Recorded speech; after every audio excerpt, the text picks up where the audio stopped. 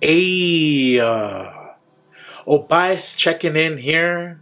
I watched Black Panther Wakanda Forever, and it features a decent tribute to the late great Chadwick Boseman, whose character T'Challa passed away from an unknown illness. But what stood out to me the most was none of the Avengers bothered to pull up to his funeral to pay their respects to him. T'Challa's funeral had his family and the people of Wakanda in attendance, and the funeral service had a tribal African vibe to it that featured Wakandan ancestral dances, attire, and music. But it's hard to believe that none of the superheroes that T'Challa fought beside in that epic battle against Thanos cared enough to show up to his funeral.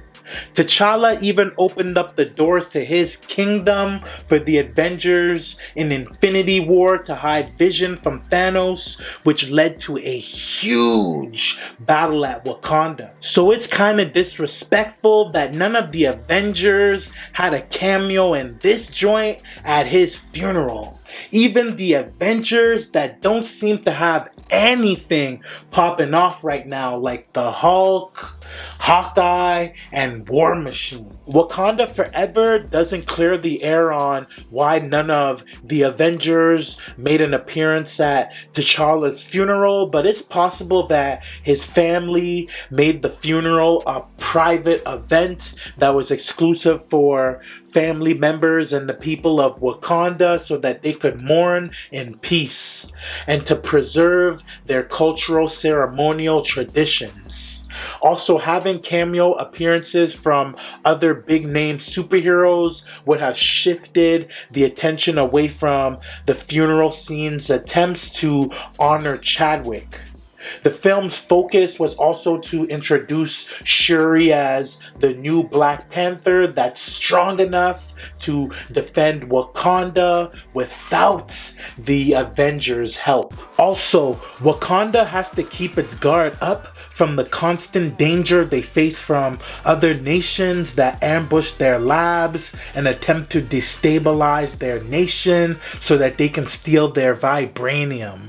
So outsiders are denied entry, including the Avengers, who may have been denied entry by Queen Ramonda because she barely knows them.